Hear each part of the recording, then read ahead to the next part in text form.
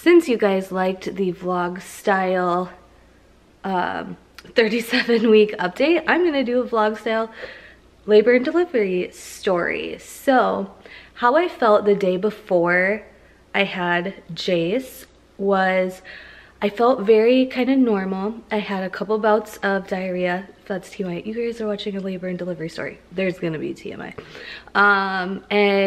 But my belly actually felt lighter. I told my husband that day, I'm like, I kind of feel like I'm back in that 32 weeks pregnant. For some reason, my belly just feels lighter. So it's kind of a normal day, normal appetite for me, just a couple bouts of diarrhea and my tummy feeling lighter. That's all I noticed. Then at 4:15 a.m., I woke up and I felt a gush of water. And I was like, did I just pee my pants? That's seriously embarrassing. And I had a blanket between my legs while I was sleeping. And I was like, oh my gosh, there's water on that. Got up, went to the bathroom, and I'm like, well, if I peed, I really shouldn't be able to pee again, right? But I was like, I think my water just broke. And then I moved a bit more, laid back down again, and another gush happened. And that's when I knew that was water. It wasn't me peeing my pants. Called my mom first because she lives about 10 minutes away, but you know, to wake her up and her gather herself, I knew it'd be a little bit. I was not feeling contractions. And then I got my husband up, said, we're gonna go to the hospital, we're gonna see if my water broke. And we were on the road by 5 a.m. So my mom was here with Bryce and we were headed to the hospital at 5 a.m. When we got to the hospital, we went into triage to get checked to make sure it was amniotic fluid and not just pee. And when she checked me, more water came out and she said, that was absolutely your water breaking. We're gonna admit you. At that point, contractions started happening a little bit, but they still felt like period cramps. They were still kind of 5 to 6 minutes apart. And the doctors on call did a switch, and at 9:30, one of the doctors came in. Sean and Bryce got home from the park, and we obviously had to do dinner, bedtime, all that jazz. So good thing I'm doing this vlog style and I have notes on my phone. So I left off by saying the doctors switched up on-call stuff. And the new doctor came in, the same doctor who delivered my son Bryce, so I was really happy about that. Came in and checked me and he said there was a forebag still, you know, holding the baby in and slowing down contractions. So he broke that forebag of water, which I'd never heard of a forebag before, but basically the water was broke, but it was just leaking and gushing out. It wasn't fully broke from my understanding. So he broke that. And when I came into the hospital, I was still 3 centimeters dilated. Like I just was not progressing past that 3 centimeters dilated until he broke that forebag of water. Then things got fast and barbaric, very barbaric, because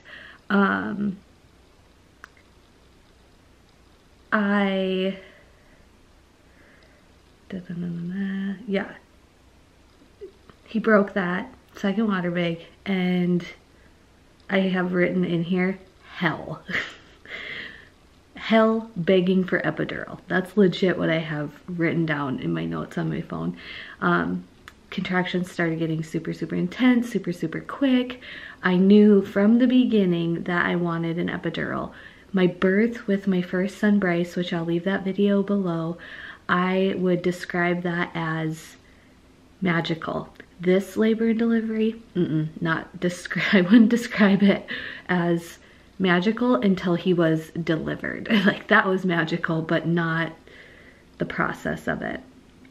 And so I had asked for the epidural. They said it usually takes about 10 minutes for the anesthesiologist to get into the room.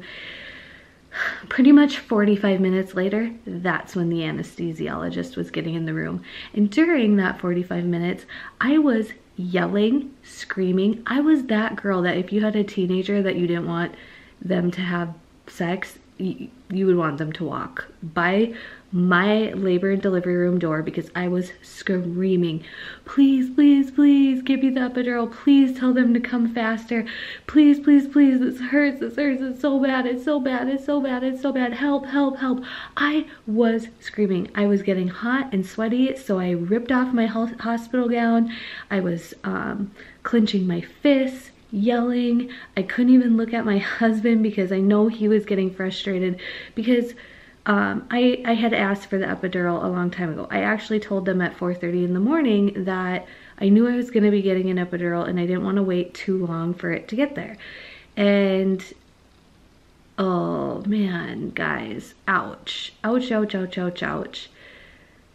It was so painful. And for ladies who choose that route, I don't know why.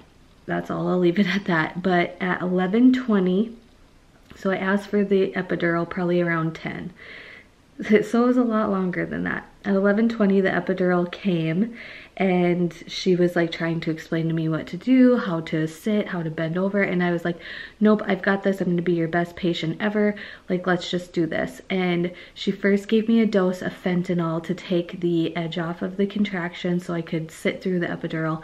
And then I remember her saying she was doing the test amount 1, the test amount 2, and when she said that, I kind of like turned my head and I'm like, can you just do the real thing? And she was like, oh honey, like I'm getting there, I'm doing this. And then like I just said, I have to push. I have to push. I felt his head right there. I had to push. I was like trying not to push, but it was happening. So that's when I think at that point they knew that they had to let it be what it was and lay me down. Immediately started getting my legs ready to push. Doctor coming in. My husband wasn't even back in. My husband prefers not to see the epidural, and that totally is fine with me. So he was coming back in and I was fully set up, ready to push. The doctor said, this might be a 1 pusher. And I was like, oh, that's how ready we are. And I was like, I have to push, I have to push. And people were still prepping around me and my nurse was like, don't push yet, don't push yet. And I was like, I have to push. I'm trying so hard not to push, but it was happening. I did 2 pushes and I think I was doing them wrong because with Bryce, we did a couple practice pushes and it was a very calm environment, and my nurse coached me like through the whole thing by saying, okay, here comes a contraction.